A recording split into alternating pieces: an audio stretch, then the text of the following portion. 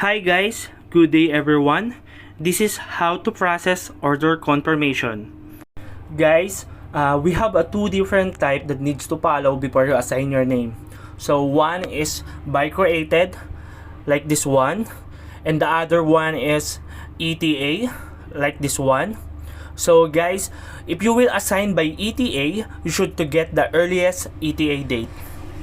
So, what the purpose why assigning processor for every branches or created or by ETA?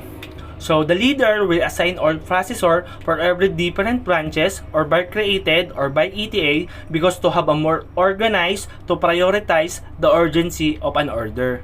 So guys, as you can see, I already input my name in the SharePoint and I will choose Houston branch. Guys, this is an example only. So if you will proceed the order confirmation, make sure you will assign by ETA or by created. So the next is you can open your name in the SharePoint. So when you finish to open the order, the next step will you do is to save the email.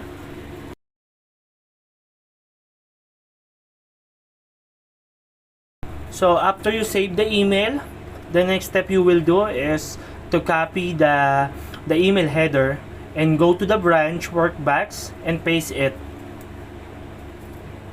Copy the email header. After that, go to the workbox.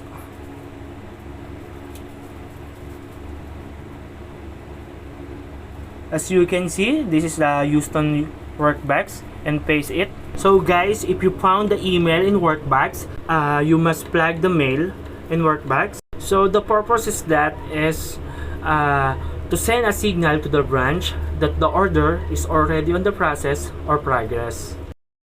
So after you plug the mail in our workbox, so go back to the original email and read properly to all details indicate in the email. So all important details are already indicated in the email body. So the vessel name is Castillo de Malpica and the PO number is 24PR21081 and the quotation numbers Houston 1407509 and the port is Corpus Christi. So all the details are already indicated in the email body. Let's open the PO attach or PO PDF inside the email. So as you can see, quotation numbers already indicate in the PO and invoice account is already addresses to Empresa Naviera Elcano SA, as you can see. And the next one is delivery date, October 4, 2021. And the agent details is Philippe Green Shipping Service. So do not search anything because all important details are already indicated in the PO and email body. After you check the all important details in the email body and PO number, you can proceed the AX12. So copy the quotation number and or vessel name in the PO and paste it in the AX12. So guys, when you find out the quotation, you may now attach the original email in AX12 for branch reference. So click the attachment, click the sales order, and attach your email. After that, you can open your order.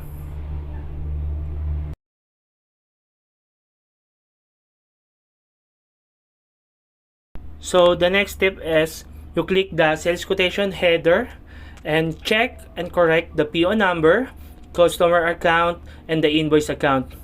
This is when you need to put the PO number into a customer requisition and make sure that the customer account in the system and the vessel name in the PO are the same. So after you put all the details like PO number, checking the customer account and invoice account, you may right click the case ID and click the view details and the new AX will appear for the case ID. So for now on, please watch my move. As you can see, I will copy the PO number in PO. So I will paste it in the customer requisition. So after that, what's the next step? I will check the customer account. If the customer account is Castillo Di Mapilica, so I will check in the PO. So Castillo Di Mapilica, this is correct. So let's go back to the AX12. So in the next one is invoice account. So on the invoice account is Empresa Naviera. So the invoice account is Empresa Naviera, as you can see. So I will check in the system if the invoice account in the PO and in the system are matched.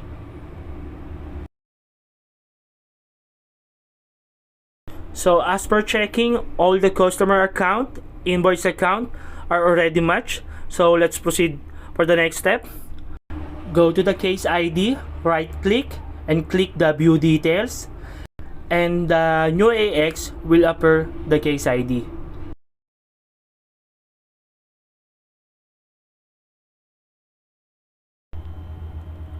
So like this one, guys, as you can see, the case ID is already modified. So how to know? Because the ETA date and ETA time has already fixed. So the next question is, how will you know if the case ID is undone? So you will notice on the status that is an open order and the ETA date and time is 00. So guys, another one, if you ever encounter a status where the case ID is closed, invoice, delivered, you will check the existing case. You will check the existing case and use it as long the ETA date is not backdated. So the other one is, if ever we don't have any existing case, you should move to a new case ID. After you move a new case ID, you need to input the correct ETA date and dispatch date. Additional guys, don't forget to input the port. Okay? Regarding for dispatch date, always make sure to -1 from the ETA date.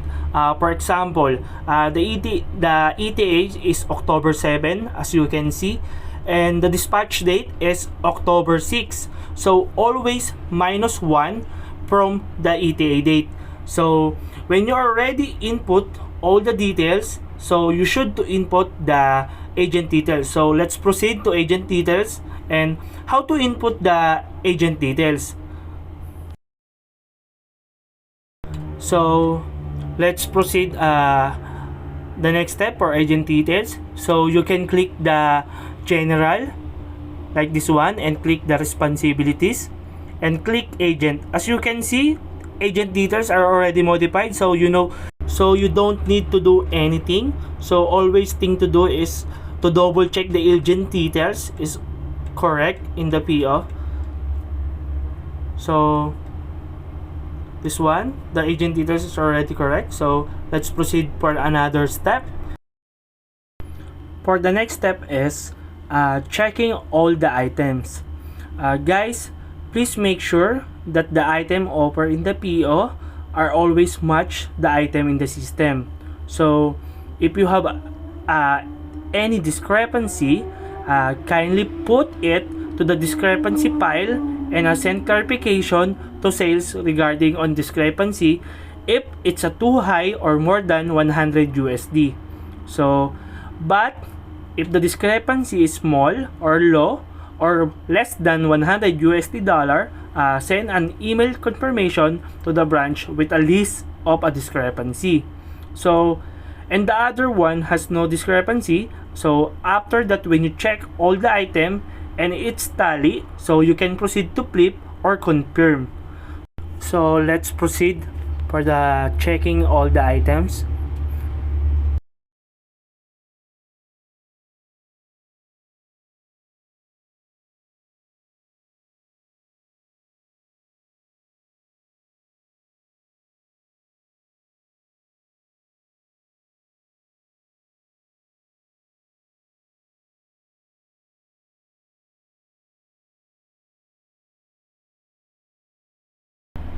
As you can see guys, I always double check the quantity and item offer in the PO.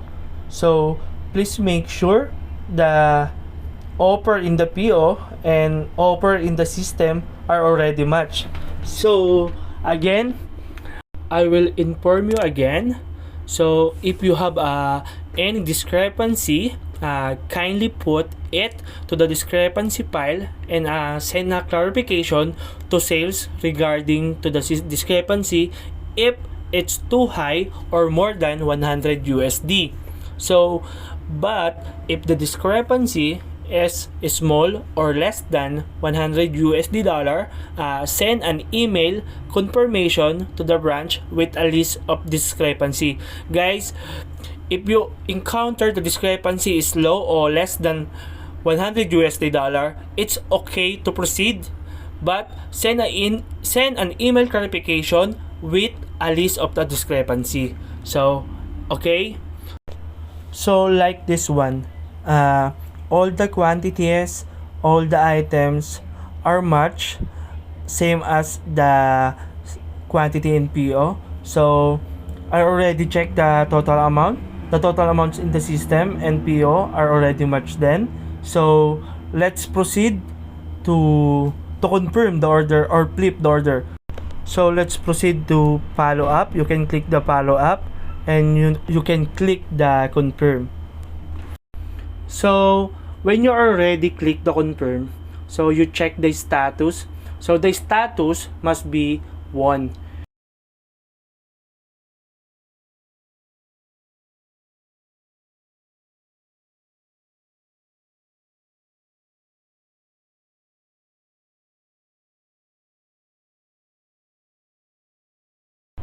If the status is already 1, so meaning your order is already done.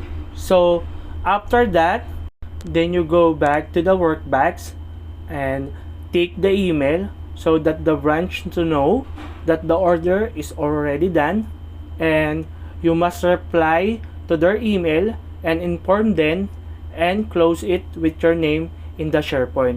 So guys, that's all.